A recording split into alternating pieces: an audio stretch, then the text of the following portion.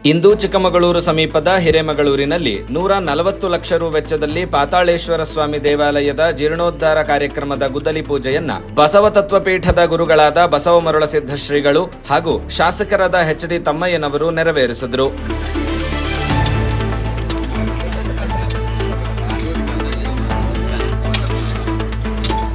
ಗುದ್ದಲಿ ಪೂಜೆಯ ನಂತರ ಶಾಸಕರಾದ ಎಚ್.ಡಿ. ತಮ್ಮಯ್ಯ ಮಾತನಾಡಿ, ವೀರಶೈವ ಲಿಂಗಾಯತ ಮಠ ಮತ್ತು ಮಂದಿರಗಳು ಸರ್ಕಾರದ ಅನುದಾನದಲ್ಲಿ ನಡೆಯುತ್ತಿಲ್ಲ, ಅವು ಭಕ್ತರ ಸಹಕಾರದಿಂದ ನಡೆಯುತ್ತಿದೆ. ಭಕ್ತರೆಲ್ಲ ಸೇರಿಕೊಂಡು 1,40 ಲಕ್ಷ ರು ವೆಚ್ಚದಲ್ಲಿ ದೇವಸ್ಥಾನ ನಿರ್ಮಾಣ ಮಾಡುತ್ತಿರುವುದು ಸಂತಸದ ವಿಷಯ. ಮುಂದಿನ ದಿನಗಳಲ್ಲಿ ಹಿರೇಮಗಳೂರಿನಲ್ಲೇ ತಲಕಾಡು ಮಾದರಿಯ ಪಂಚಲಿಂಗ ದರ್ಶನ ಮಾಡಿಸುವ ಯೋಚನೆ ಇದೆ ಎಂದರು. ನಾವು ಸುಮಾರು ಇದು 2 ವರ್ಷದಿಂದ ನಡೆದಂಥ ಪ್ರಯತ್ನ ನಾನು ತುಂಬ ಸಲ ನಮ್ಮ ಮನೆಗೆ ಬಂದಾಗ ಹೇಳ್ತಿದ್ದೆ, ಫಸ್ಟು ದೇವಸ್ಥಾನ ಎಲ್ಲರೂ ಒಪ್ಕೊಂಡು ಡೆಮಾಲಿಷ್ ಮಾಡಿರಿ, ಕಟ್ಟಕ್ಕೆ ಶುರು ಮಾಡಿದರೆ ಅದು ಎಲ್ಲರೂ ದಾನಿಗಳು ಬರ್ತಾರೆ, ಯಾರೋ ಒಬ್ಬರಿಂದ ಯಾವುದೇ ದೇವಸ್ಥಾನ ಆಗಲ್ಲ. ಯಾಕೆ ಅಂತ ಹೇಳಿದರೆ ನಮ್ಮ ವೀರಶೈವ ಲಿಂಗಾಯತ ಸಮಾಜಗಳಲ್ಲಿ ಏನು ಮಠ ಮಂದಿರಗಳಿದ್ದಾವೆ, ಆ ಮಠ ಮಂದಿರಗಳು ನಡೀತಿರೋದು ಸರ್ಕಾರದ ಅನುದಾನದಿಂದ ಅಲ್ಲ, ಭಕ್ತರ ಅನುದಾನದಿಂದ. ಅದೇ ರೀತಿ ಈಗ ಹಲವಾರು ಸಮಾಜಗಳಲ್ಲಿ ಮಠ ಮಂದಿರಗಳನ್ನು ನಿರ್ಮಾಣ ಮಾಡಿದ್ದಾರೆ, ಬೇರೆ ಬೇರೆ ವಿವಿಧ ಸ್ವಾಮೀಜಿಗಳನ್ನು ಮಾಡಿದ್ದಾರೆ. ಅಲ್ಲೂ ಸಹ ಭಕ್ತರಿಂದ ಮಠಗಳನ್ನು ನಡೆಸ್ತಾ ಇದ್ದಾರೆ. ಹಾಗಾಗಿ ಭಕ್ತರಿಂದನೇ ದೇವಸ್ಥಾನ ನಿರ್ಮಾಣ ಆಗ್ತದೆ. ಅವರು ದೊಡ್ಡ ಪಾಲು 65 ಲಕ್ಷ ಕೊಟ್ಟರೆ ಉಳಿದಿದ್ದನ್ನ ಇಡೀ ಎಲ್ಲ ಗ್ರಾಮಸ್ಥರು ದಾನಿಗಳು ಕೊಡ್ತಾರೆ ಅನ್ನೋ ಒಂದು ತೀರ್ಮಾನದೊಂದಿಗೆ ಸುಮಾರು 1 ಕೋಟಿ, ಯೋಗೇಶ್ ಎಷ್ಟು 1,40 ಲಕ್ಷ 1,40 ಲಕ್ಷ ರು ಅಂದಾಜು ವೆಚ್ಚದಲ್ಲಿ ಇವತ್ತು ಈ ದೇವಾಲಯವನ್ನು ನಿರ್ಮಾಣ ಮಾಡಲಿಕ್ಕೆ ತೀರ್ಮಾನ ಮಾಡಿದ್ದೇವೆ.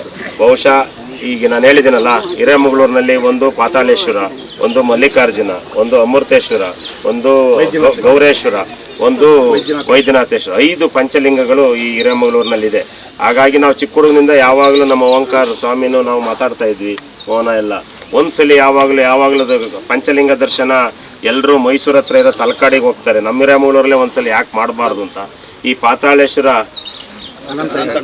ಅನಂತಯ್ಯನವರು ಇದಕ್ಕೆ ತುಂಬ ಸಹಕಾರವನ್ನು ಮಾಡಿದ್ದಾರೆ. ಅವರು ಸುಮಾರು 20 ಲಕ್ಷ ರೂಪಾಯಿ ಅಷ್ಟು ಅನುದಾನವನ್ನು ಕೊಡ್ತೇವೆ ಅನ್ನೋ ಒಂದು ಭರವಸೆಯನ್ನು ಕೊಟ್ಟಿದ್ದಾರೆ. ಅವರಿಗೂ ಈ ದೇವಾಲಯದ ಕಡೆಯಿಂದ ಅನುಕೂಲ ಆಗಿದೆ. ಆದರೆ ತುಂಬ ಜನ ದೇವಾಲಯದಿಂದ ಅನುಕೂಲ ಪಡ್ಕೊಂಡ್ರೆ ತುಂಬ ಜನ ದೇಶದಲ್ಲಿ ಪ್ರಪಂಚದಲ್ಲಿ ತುಂಬ ಜನ ಇರ್ತಾರೆ. ಆದರೆ ನಮಗೆ ಆ ದೇವಾಲಯದಿಂದ ಜಮೀನು ಹೊಡೆದಿದ್ರಿಂದ ನಮಗೆ ಅನುಕೂಲ ಇದೆ ಅಂತಂದರೆ ಕೊಡೋಕೆ ಮನಸ್ಸು ಎಷ್ಟು ಜನಕ್ಕಿರುತ್ತೆ.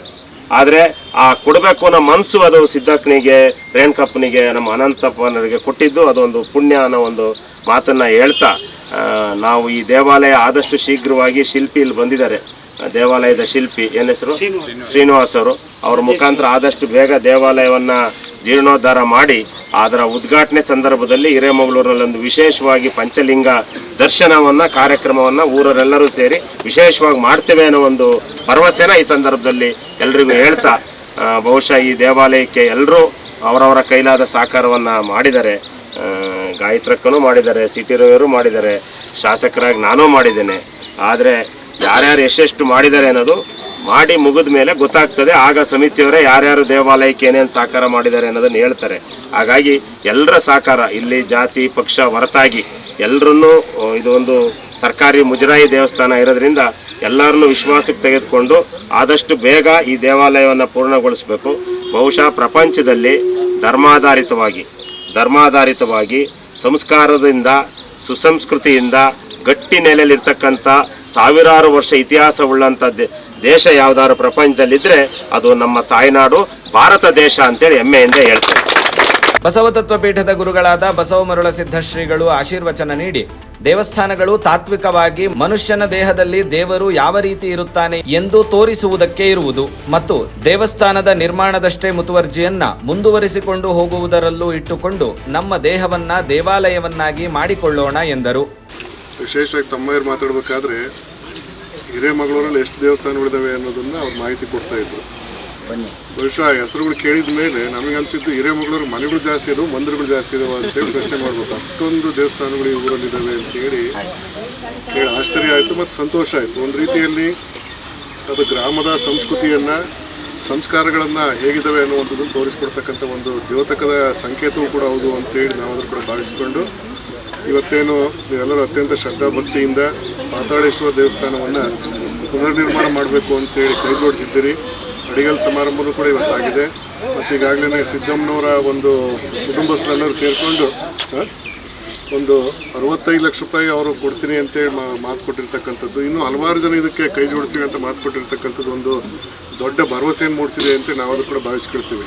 ಆ ಹಿನ್ನೆಲೆಯಲ್ಲಿ ಈಗಾಗಲೇ ಹನಿ ಗೂಡಿದ್ರೆ ಹಳ್ಳ ಅಂತ ಹೇಳಿದ್ರು ಪಲ್ಲವಿ ರವಿಯವರು. ಈಗಾಗಲೇ ಹಳ್ಳ ಬಂದು ಗೂಡಿದೆ, ನೀವು ಹನಿ ಸೇರಿಸ್ಬೇಕು ಅಷ್ಟೇ ಇಲ್ಲ. ನಮ್ಮದು ಹನಿ ಸೇರಿದೆ ಅಂತೇಳಿ ಹನಿ ಸೇರಿಸೋದ್ರ ಮೂಲಕವಾಗಿ ಅದನ್ನು ಭಾಳ ಬೇಗ ದೊಡ್ಡದು ಮಾಡೋದಕ್ಕೆ ನೀವೆಲ್ಲರೂ ಕೂಡ ಕೈ ಜೋಡಿಸ್ಬೇಕಾಗುತ್ತೆ. ಆ ನಿಟ್ಟಿನಲ್ಲಿ ಇವೆಲ್ಲವೂ ಕೂಡ ದೇವಸ್ಥಾನಗಳು ಏನಪ್ಪ ಅಂತಂದರೆ ಒಂದು ತಾತ್ವಿಕವಾಗಿ ಮನುಷ್ಯನ ದೇಹದಲ್ಲಿ ದೇವ್ರು ಹೆಂಗಿರ್ತಾನೆ ಅನ್ನೋದನ್ನು ತೋರಿಸ್ಕೊಡೋದಕ್ಕಿರ್ತಕ್ಕಂಥ ಸಂಗತಿಗಳವು. ಅವೆಲ್ಲ ಏನು ಮಾಡ್ತಾವಪ್ಪ ಅಂತ ಹೇಳಿದ್ರೆ, ಈ ಗರ್ಭಗುಡಿ ಒಳಗೆ ದೇವ್ರು ಇರ್ತದೆ, ಅದೇ ಥರದಲ್ಲಿ ಮನುಷ್ಯನ ಹೃದಯ ಗರ್ಭದಲ್ಲೂ ಕೂಡ ದೇವರಿದ್ದಾನೆ ಅನ್ನುವಂಥದ್ದನ್ನು ಬೋಧನೆ ಮಾಡೋಕ್ಕೋಸ್ಕರವಾಗಿ ಇರ್ತಕ್ಕಂಥ ಒಂದು ಶ್ರದ್ಧಾ ಕೇಂದ್ರಗಳು ದೇವಸ್ಥಾನಗಳು. ಆ ಹಿನ್ನೆಲೆಯಲ್ಲಿ ದೇವಸ್ಥಾನ ಕಟ್ಟೋದು ಎಷ್ಟು ಮುಖ್ಯವೋ ಅದನ್ನು ಅಷ್ಟೇ ಉತ್ಕೃಷ್ಟವಾಗಿ ನಡೆಸ್ಕೊಂಡು ಹೋಗ್ತಕ್ಕಂಥದ್ದು ಅಷ್ಟೇ ಮುಖ್ಯವಾಗುತ್ತೆ. ಅದರ ತಾತ್ವಿಕತೆಯನ್ನು ನಮ್ಮ ಬದುಕಿನೊಳಗೆ ಅಳವಡಿಸಿಕೊಂಡು ನಮ್ಮ ದೇಹವನ್ನು ದೇಗುಲ ಮಾಡಿಕೊಳ್ತಕ್ಕಂಥದ್ದು ಕೂಡ ಭಾಳ ಮುಖ್ಯವಾಗುತ್ತೆ. ಆ ಹಿನ್ನೆಲೆಯಲ್ಲಿ ಎಲ್ಲರೂ ಕೂಡ ಕ್ರಿಯಾಶೀಲವಾಗೋದಕ್ಕೆ ಈ ಒಂದು ಕಾರ್ಯಕ್ರಮ ಪ್ರೇರಣೆ ಆಗಲಿ ಅನ್ನುವಂಥ ಒಂದು ಆಶಯವನ್ನು ಈ ಸಂದರ್ಭದಲ್ಲಿ ವ್ಯಕ್ತಪಡಿಸಿ, ಈಗಾಗಲೇ ಇಲ್ಲಿ ಕೂತಿರ್ತಕ್ಕಂಥ ಎಲ್ಲ ಗಣ್ಯರು ಮತ್ತು ಇಲ್ಲಿ ನಿಂತಿರ್ತಕ್ಕಂಥ ಭಾಳಷ್ಟು ನೀವೆಲ್ಲರೂ ಕೂಡ ಈ ದೇವಸ್ಥಾನಕ್ಕೆ ಕೈ ಜೋಡಿಸ್ತಕ್ಕಂಥ ನಿಟ್ಟಿನೊಳಗೆ ಉತ್ಸುಕರಾಗಿದ್ದೀರಿ. ಆದಷ್ಟು ಬೇಗ ಈ ದೇವಸ್ಥಾನ ಒಂದೂವರೆ ವರ್ಷದೊಳಗೆ ಮುಗಿಯುತ್ತೆ ಅಂತ ಭಾವಿಸ್ಕೊಳ್ತೀನಿ. ಇಷ್ಟು ಭರವಸೆ ಇದೆ ಅಂದಮೇಲೆ ಮುಗಿಯೋದ್ರಲ್ಲೇನು ದೊಡ್ಡ ವಿಷಯ ಅಲ್ಲ.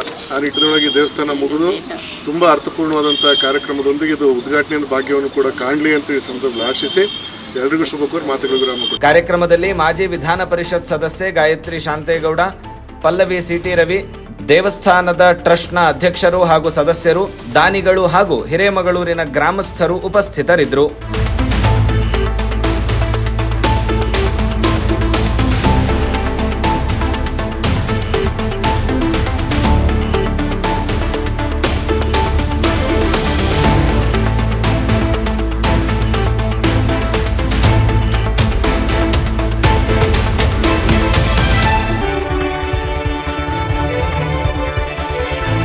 iSiri Today, Voice of Democracy.